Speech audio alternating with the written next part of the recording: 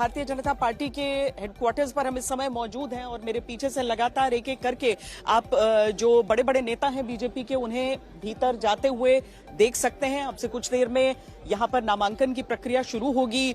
जो भारतीय जनता पार्टी के नए अध्यक्ष बनेंगे उनकी जो अलग अलग राज्य हैं उनके मुख्यमंत्री, उप मुख्यमंत्री, राज्यों के जो बीजेपी प्रेसिडेंट हैं उन सब के यहां पर पहुंचने का सिलसिला, उन सब के यहां पर पहुंचने का क्रम जारी है, चल रहा है। और इस सब के बीच नितिन नबीन को लेकर सबसे ज्यादा इस समय एक तरीके से लोगों के मन में ये प्रश्न है, क्योंकि अगर हम बिहार के बाहर देखें तो जिज्ञासा होनी बनती भी है। बिहार में लगातार 5 बार और बड़े मार्जिन से जीते हैं वो विधानसभा का चुनाव, लेकिन बिहार के बाहर लोग अब जानना उन्हें शुरू होंगे जब भारतीय जनता पार्टी यानी कि देश की सबसे बड़ी पार्टी जो है इस समय उसके अध्यक्ष के तौर पर नितिन नबीन नजर आ सकते हैं। नजर आ सकते हैं हम इसीलिए कह रहे हैं क्योंकि एक प्रक्रिया है, जो प्रक्रिया फॉलो होगी। नॉमिनेशन के 3 सेट बताया जा रहा है कि आज फाइल किए जाएंगे उनके लिए, जिसमें 20 जो प्रेसिडेंट्स हैं, अलग अलग स्टेट प्रेसिडेंट्स हैं बीजेपी के, उनकी तरफ से एक सेट नॉमिनेशन का फाइल होगा। उसके बाद दूसरा सेट जो है वो जो वरिष्ठ नेतागण हैं, जिसमें प्रधानमंत्री नरेंद्र मोदी, गृह मंत्री अमित शाह, रक्षा मंत्री राजनाथ सिंह, इन सब की तरफ से वो फाइल किया जाएगा नॉमिनेशन। और साथ ही जो बीजेपी राष्ट्रीय परिषद के सदस्य हैं उनकी तरफ से भी एक सेट फाइल किया जाएगा। हमारे साथ हमारे 2 संवाददाता इस समय जुड़ रहे हैं, हिमांशु मिश्रा और साथ में ऐश्वर्या पालीवाल। हिमांशु, हालांकि एक प्रक्रिया होती है, हालांकि बीजेपी की तरफ से भी यह कहा जाता है कि पूरी तरीके से लोकतांत्रिक तरीके से उनके अध्यक्ष का चुनाव होता है। सबसे युवा अध्यक्ष उनके हो सकते हैं अगर ये पद उन्हें मिलता है नितिन नबीन को। तो उन सब के बीच अगर हम अभी देखें तो जो एक जो हो जाता है ना विकल्प, एक जो हो जाता है कि एक चांस हो सकता है कि शायद एक से ज्यादा कहीं कोई फाइल कर दे नॉमिनेशन, क्या यह संभव है या हम नितिन नबीन के अध्यक्ष बनना पूरी तरीके से स्पष्ट मान रहे हैं? देखिए, मुझे लगता है कि इसकी संभावनाएं जो है वो नहीं है, क्योंकि आपको भारतीय जनता पार्टी के संविधान के अनुरूप अगर अध्यक्ष पद के लिए नामांकन करना है तो 5 अलग अलग राज्यों से 5 सेट जो है वो आपको नामांकन के लिए जमा करने पड़ेंगे। यानी कि उस हर सेट में 20 प्रस्तावक चाहिए। 10 जो है राष्ट्रीय परिषद के सदस्य होने चाहिए और 10 जो है वो राज्य परिषद जो है उसके सदस्य होने चाहिए। और बीजेपी में ये संभव इसलिए नहीं है क्योंकि आपको एक लंबी प्रक्रिया है और 15 साल के लिए जो है आप एक्टिव मेंबर होने चाहिए या इलेक्टेड पोस्ट पे होने चाहिए। तो वो उसको पूरा करने के लिए जो है वो भारतीय जनता पार्टी के इस क्रम में नहीं नजर आता। और इसलिए अगर आप देखेंगे जब से भारतीय जनता पार्टी बनी है 1980 से, 6 अप्रैल 1980 से, तब से अब तक भारतीय जनता पार्टी में जो अध्यक्ष पद के लिए जो है वो चुनाव नहीं हुआ है। और उसका सबसे बड़ा ये कारण है कि भारतीय जनता पार्टी में एक सर्वसम्मति बनाकर जो है अध्यक्ष के लिए सर्वसम्मति बनाई जाती है, उसके बाद ही उनका नामांकन कराया जाता है, जिससे कि चुनाव की जो प्रक्रिया है वो महज औपचारिकताएं रह जाएं। और इसीलिए आप देखें कि नितिन नबीन को अध्यक्ष बनाए जाने से पहले 14 दिसंबर को पहले कार्यकारी अध्यक्ष नियुक्त किया गया। जिस तरीके से 2019 में जो है वो जेपी नड्डा को कार्यकारी अध्यक्ष बनाया गया था और 20 जनवरी 2020 में जेपी नड्डा अध्यक्ष बने और 6 साल तक वो अध्यक्ष रहे। और आज जो है नितिन नबीन, क्योंकि नामांकन अब ये माना जा रहा है कि उन्हीं को ही करना है, कार्यकारी अध्यक्ष हैं, तमाम सेट जो है वो तैयार हो चुके हैं। 5 सेट जमा करने चाहिए, लेकिन 31 सेट जमा होंगे।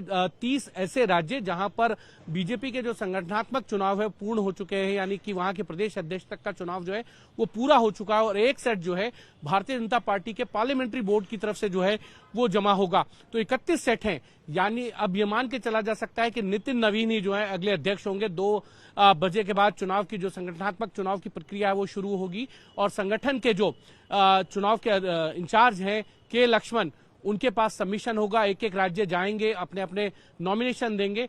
हाँ, 31 सबमिशन होने हैं और उसके बाद 4 बजे से 5 बजे तक जो है वो जो नामांकन है उसकी जांच का समय है। और 5 से 6 जो है वो आप अपना नाम वापस ले सकते हैं। 6:30 बजे जो है वो राष्ट्रीय चुनाव अधिकारी जो है के लक्ष्मण वो प्रेस कॉन्फ्रेंस करके बताएंगे कि कितने नामांकन उनके पास आए हैं और उनमें से कितने सही हैं। तो ये मानकर चला जा रहा है कि नितिन नवीन का एक नामांकन होना है तो वही राष्ट्रीय अध्यक्ष होंगे। और कल 11:30 बजे जो है नितिन नवीन प्रधानमंत्री नरेंद्र मोदी, गृह मंत्री अमित शाह, राजनाथ सिंह, जेपी नड्डा, नितिन गडकरी और बीजेपी रूल स्टेट के तमाम मुख्यमंत्री और उप मुख्यमंत्रियों, केंद्रीय मंत्रियों की मौजूदगी में जो है अपने पदभार का जो है वो ग्रहण करेंगे। नितिन नवीन ही अगले अध्यक्ष होंगे। ये महज औपचारिकताएं हैं क्योंकि अध्यक्ष पद का चुनाव होना है। भारतीय जनता पार्टी के कॉन्स्टिट्यूशन में भी ये है। और जब अध्यक्ष पद का चुनाव हो जाता है तो उसके जो पेपर हैं वो चुनाव आयोग को जमा कराने होते हैं कि हमने सारी तमाम प्रक्रियाओं के तहत जो है अपने पार्टी का राष्ट्रीय अध्यक्ष जो है वो चुन लिया है और उसके सबमिशन जो है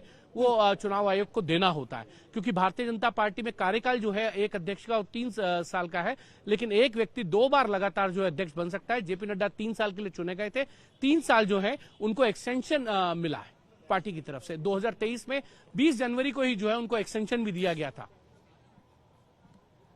श्वेता, यहाँ पर चूंकि जितने भी केंद्रीय मंत्री हैं और राज्यों के मुख्यमंत्री हैं उन सब के पहुंचने का सिलसिला यहाँ पर चल रहा है। यहाँ हमने सभी मुख्यमंत्रियों को एक एक करके यहाँ प्रवेश करते हुए देखा है। अब भारतीय जनता पार्टी का जो ये मुख्यालय है यहाँ पर अब आप रक्षा मंत्री राजनाथ सिंह को पहुंचता हुआ देख सकते हैं। गृह मंत्री अमित शाह भी यहाँ पर पहुंचे हैं। ये तमाम मंत्रियों का यहाँ पर पहुंचने का सिलसिला इसीलिए भी महत्वपूर्ण, चूंकि जो अभी अभी हिमांशु कह रहे थे कि जिस तरीके से यहाँ पर नॉमिनेशन होगा उसमें बीजेपी के कॉन्स्टिट्यूशन को देखते हुए इन सभी लोगों का यहाँ पर पहुंचना और एक साथ नॉमिनेशन जो कि दोपहर 2 बजे से लेकर 4 बजे तक उसकी पूरी प्रक्रिया हो जानी चाहिए। कमोवेश सभी यहाँ पर इस समय तक पहुंच चुके हैं।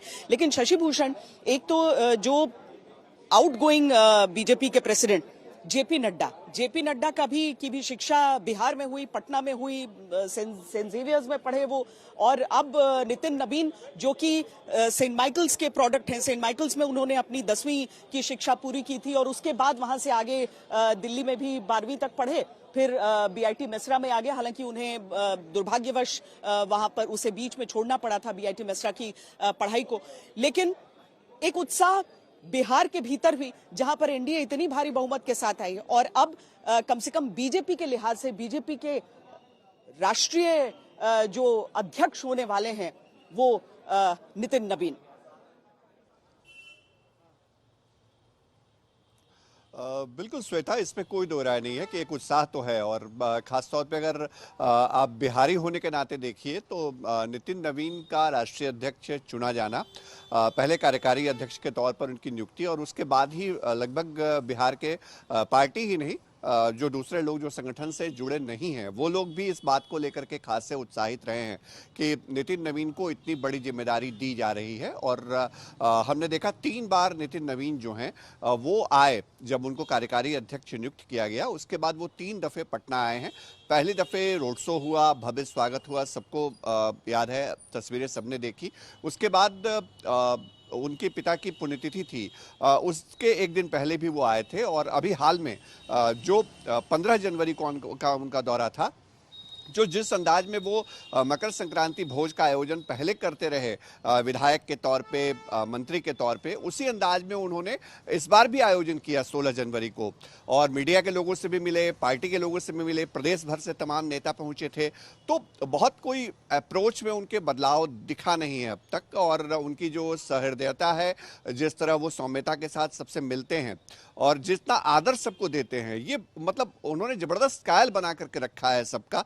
तो आज सुबह ही मैं मिल रहा था, जो उनके स्कूलिंग जहां हुई पहली कक्षा से लेके 6ठी कक्षा तक, जो आचार्य किशोर कुणाल रहे, पूर्व आईपीएस और जो बिहार में हनुमान मंदिर से जुड़े रहे, महावीर मंदिर से, उनकी पत्नी अनीता कुणाल, वो उनकी प्रिंसिपल रही उस स्कूल की जहां उन्होंने शुरुआत की स्कूलिंग की। वो बता रही थी कि नितिन बचपन से ही बड़े शांत और बड़ा रिस्पेक्ट देने वाला एक बच्चा था। और देखिए आज उनको भी बड़ा गौरव हो रहा था। मैंने सुबह उनसे बात करी। अनीता कुणाल ने कहा कि हमारे लिए तो गौरव का क्षण है कि हमारे स्कूल का एक विद्यार्थी विश्व की सबसे बड़ी राजनीतिक पार्टी का राष्ट्रीय अध्यक्ष बनने जा रहा है। उनके पिता नवीन किशोर सिन्हा जो रहे, उनके सहयोगी रहे टेनी जी, उनसे भी आज मैंने बात की और वो भी कह रहे थे कि नितिन नवीन विधायक बन गए, मंत्री बन गए, अब राष्ट्रीय अध्यक्ष बनने जा रहे हैं, लेकिन जितना आदर उन्होंने दिया है अपने पिता के मित्र को, मतलब कंधे पे भी खिलाया, चाचा कहते हैं नितिन नवीन उनको, तो उन्होंने कंधे पे भी खिलाया, गोद में भी खिलाया, बचपन से देखा है और वो भी कनेक्ट कर रहे थे सारी चीजों को। तो हर व्यक्ति अपने अपने तौर पे नितिन नवीन आज जहां पहुंच रहे हैं या जिस जगह पे पहुंचे हैं उसके साथ अपने संस्मरणों को जोड़ रहा है।